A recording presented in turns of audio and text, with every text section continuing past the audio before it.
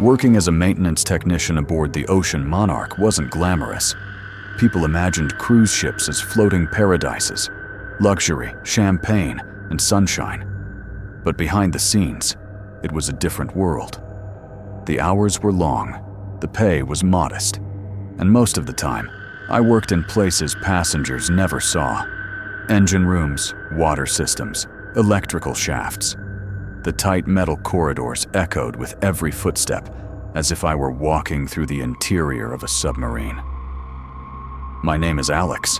I'm 31, originally from Indiana, and have worked on ships like these for about 7 years. I like the routine and the distance. It simplifies things for me. My job is to ensure that the ship operates quietly and efficiently. No drama, no fuss. But nothing could have prepared me for what happened on our final voyage to Alaska. It was early spring, and the tourist crowd was light, mostly older couples and retirees looking to see glaciers before they melted away. The trip was supposed to be quiet. 2 weeks of scenic coastlines, icy waters, and the occasional whale sighting. 4 days into the cruise, we had a minor issue with the plumbing system on the lower deck. Routine stuff. I went down to assess the valve systems near the crew storage area. I assumed the pipes had been groaning, air pockets or pressure imbalance. The corridor was dimly lit. You get used to the flickering overhead lights after a while. I had my wrench in one hand and a flashlight in the other. As I turned a corner toward valve cluster C7, I heard something. A noise I hadn't heard before. Not mechanical. It sounded like breathing. Slow, raspy breathing, just beyond the water tanks. I paused and shined my flashlight, expecting to see a crew member, maybe taking a smoke break. But the hallway was empty. The air felt colder than usual, the kind of cold that clings to your skin. I shrugged it off. Ships creak and moan and do weird things, especially in colder climates. I got to work, tightened the valves, adjusted the water pressure, and made a note to double-check the heat sensors. But that night, something strange happened. Around 1:30 a.m., I got a call on the emergency line. It was from a room that had been unoccupied, cabin 1082. The guest assigned to it had canceled before boarding. The voice on the other end was faint, but I swear I heard it say, "He's in the walls." That's all. Just those 4 words. I radioed up to the bridge and asked if anyone had reassigned that cabin. They hadn't. I grabbed my flashlight again and made my way there, thinking maybe a crew member had decided to crash in the room, which, while not allowed, wasn't unheard of. The hallway was quiet. Too quiet. Usually you'd hear a bit of music, maybe laughter from the bar 1 floor above. But the entire deck felt hushed. I reached the door to 1082. It was locked, but the handle turned on its own when I knocked, and the door creaked open an inch. I called out, "Hello?" "Crew maintenance, just checking the room." No response. I pushed the door open wider. The room was dark, except for a thin moonlight beam cutting across the bed. It was empty. Nothing looked disturbed, yet the air felt heavy, like walking into a room where someone had just been crying for hours. I took a step inside and immediately heard a scratching sound. It came from behind the walls. Not rats, not metal creaking. Scratching. Deliberate. Like nails dragging slowly down metal. I backed out of the room and shut the door. The next morning, I checked the logs. The room had no activity, no electronic keycard entries, no maintenance history. Nothing. I told myself it was stress, maybe a prank, until the messages started showing up. Scrawled into the condensation on the mirror in the maintenance locker, "He sees you." Written in grease pencil behind the breaker panel, "Don't go below." And the worst, etched directly into the metal door of the lower engine room, a place only 3 of us had access to. "You let him out." I started having dreams, always the same. I'm on deck, alone, surrounded by thick fog. There's something in the water. Not a person, not an animal, just a shape. Watching, waiting. It wasn't just me. Another crew member, Laura from Food Services, came to me one night, pale as a ghost. She said she saw a man standing in the walk-in freezer, naked, eyes black, smiling. When she screamed, he didn't move. When she ran to get help, he vanished. We searched, found nothing, but I believed her. More incidents followed. A passenger claimed her husband disappeared from their cabin in the middle of the night. The cameras showed nothing. No one entered or left the room. One of the cooks heard whispering from the grease trap. He quit the next morning. The ship felt wrong, like something was leaking into it. Not water. Something older, hungrier. The final straw was when I got called down to Deck 0, the cargo hold. One of the fire sensors had tripped. When I got there, it was pitch black. My flashlight flickered, then died. And in that moment of complete darkness, I heard it again. Breathing. Not mine. Not human. It was behind me. I ran. Didn't look back. Didn't stop until I reached the stairwell and climbed 4 floors without thinking. I didn't file a report. What could I even say? The cruise ended 3 days later. I left the ship at the port in Seattle and never went back. I got a job on land, smaller hours, less pay, but safer. The Ocean Monarch was sold 2 months later. I read online that the buyer backed out. The reason? Structural issues below Deck 0. Of course, no one officially talks about it, but I still think about what we let out.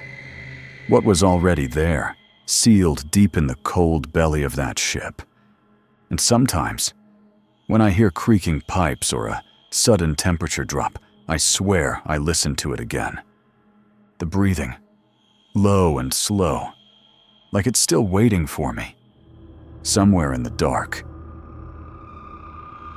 Before we dive into the next story, if you're here for the first time, please consider subscribing to our channel and clicking the bell icon so you won't miss any of our upcoming stories. Your support truly encourages us and helps this channel continue to grow. And don't forget to share these stories with your friends and family. Thank you.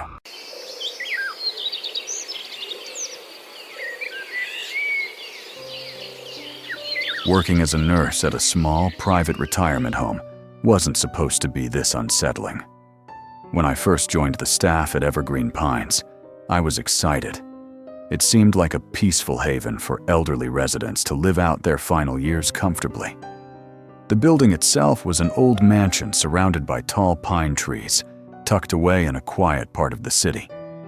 It had a charm, and I felt I was making a meaningful difference.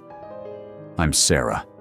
I'm 28, originally from Portland, and I've been a nurse for 3 years.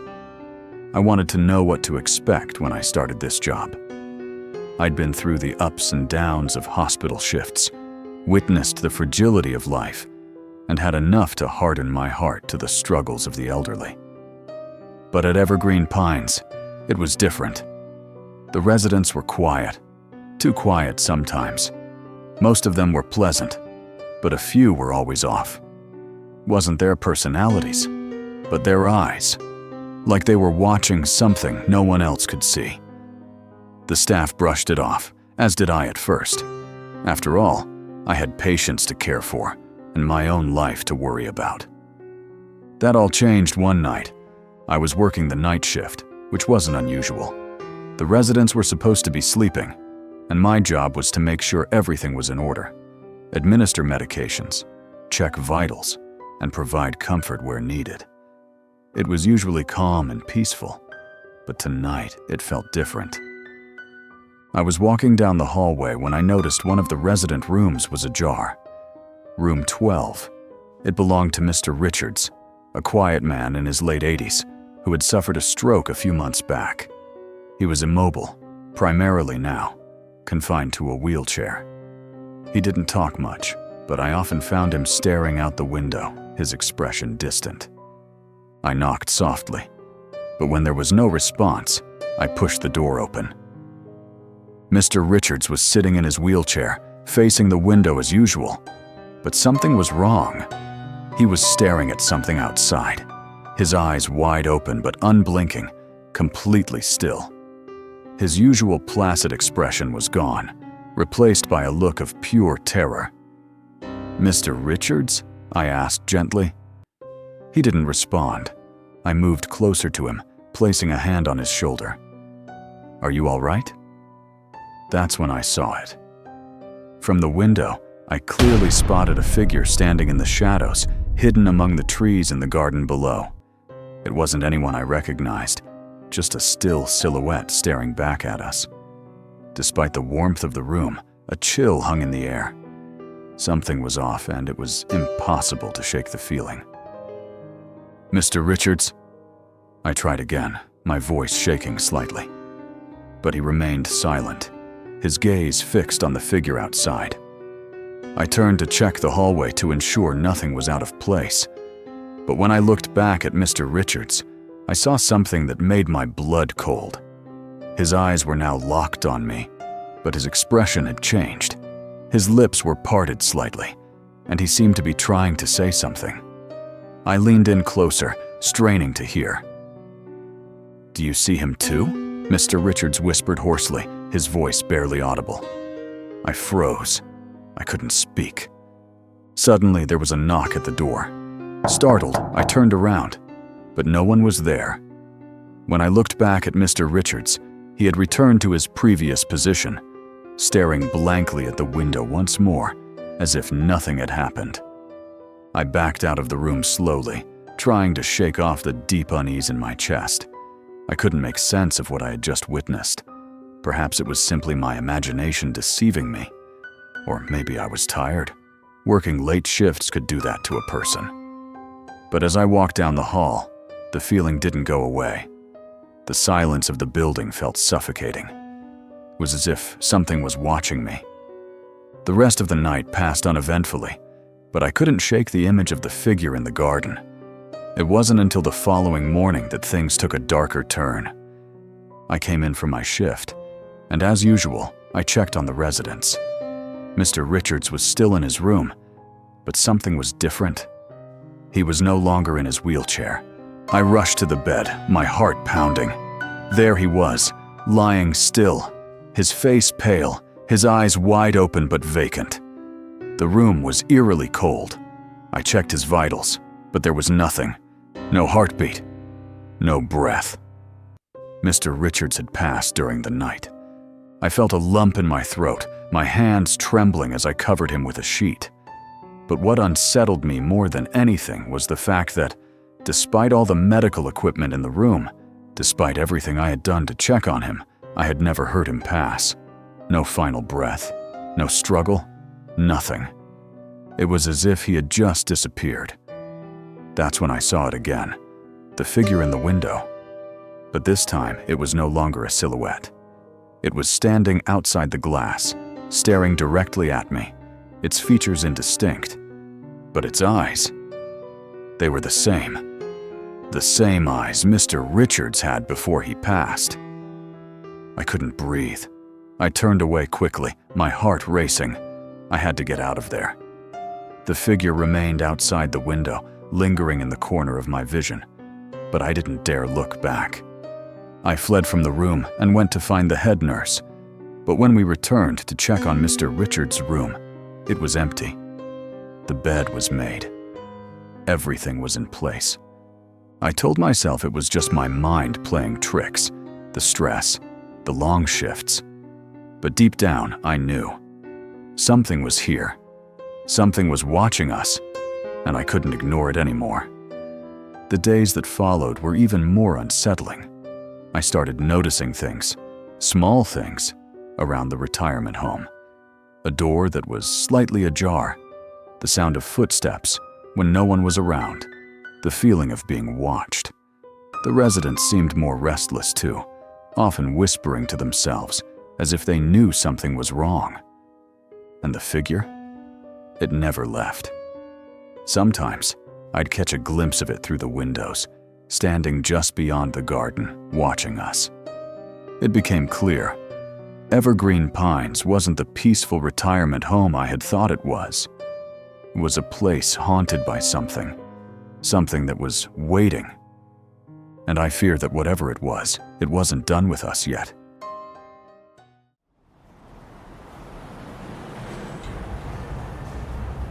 Working as a chef in one of New York City's most exclusive restaurants was everything I dreamed of.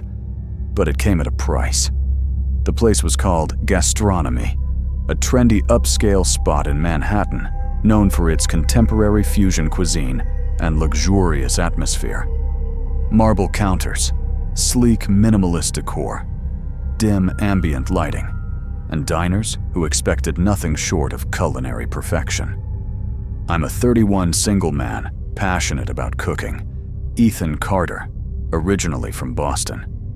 I have worked in professional kitchens since I was 19. Last year, I landed a position as sous chef at Gastronomy, working directly under chef Marc Leclerc, a culinary genius from Paris, known equally for his exceptional dishes and demanding standards. From the outside, Gastronomy was every chef's dream job. On the inside, however, the kitchen ran like a precise machine.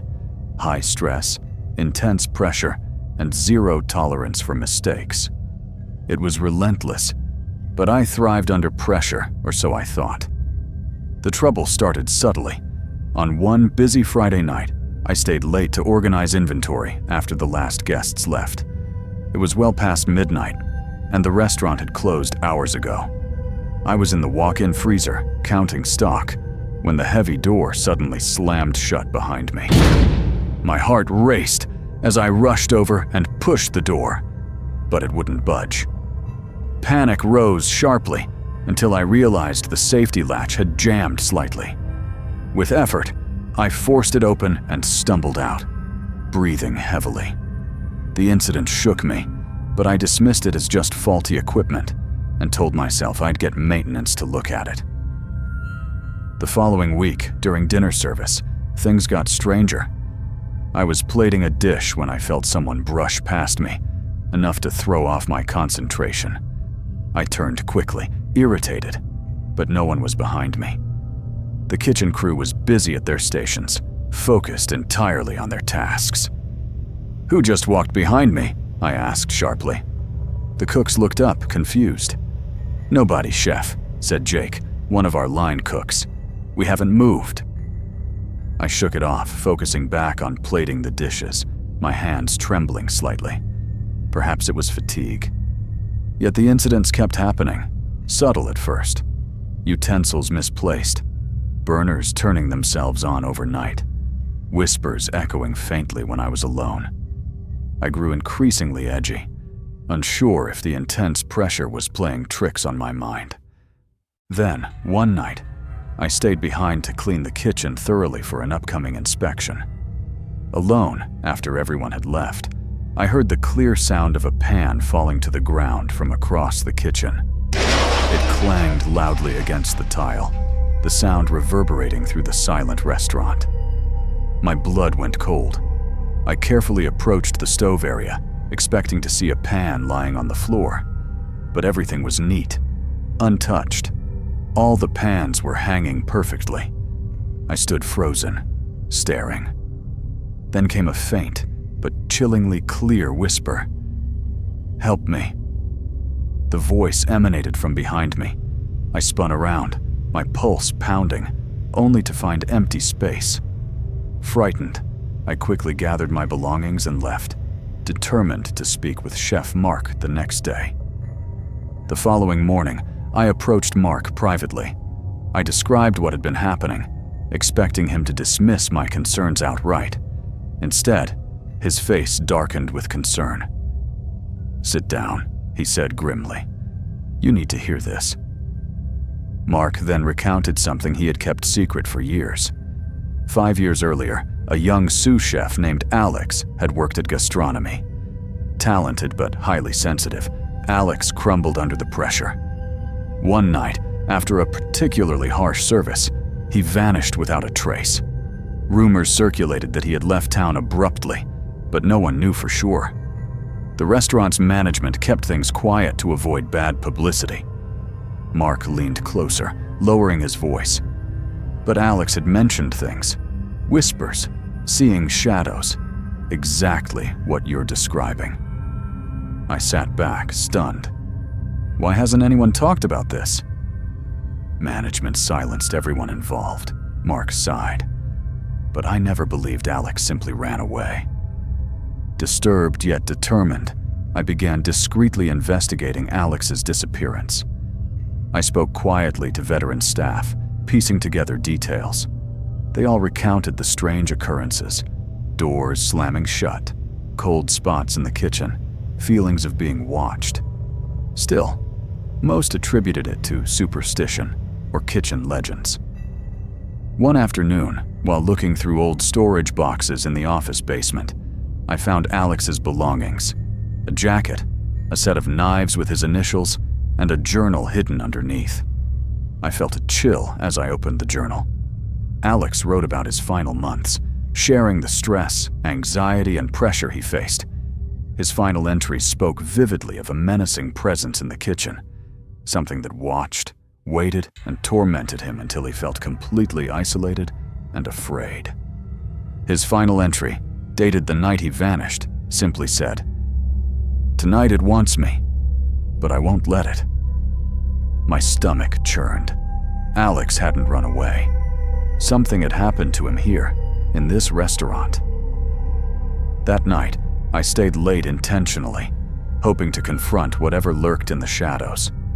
Around 2 a.m., alone in the kitchen, I spoke softly into the empty room, my voice shaky but determined. "Alex, if you're here, show yourself." Silence. Then, suddenly, all burners ignited simultaneously with a fierce whoosh of flame.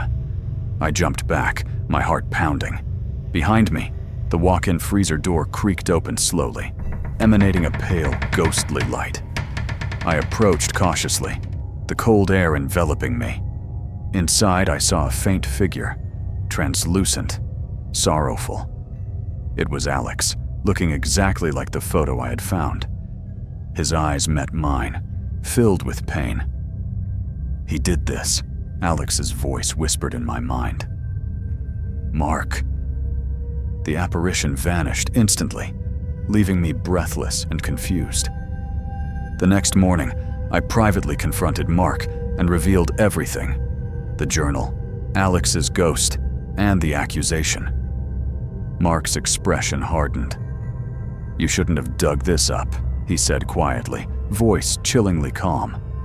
"I didn't mean to harm Alex, but his weakness threatened everything I've built." I stepped back, horrified. "What did you do?"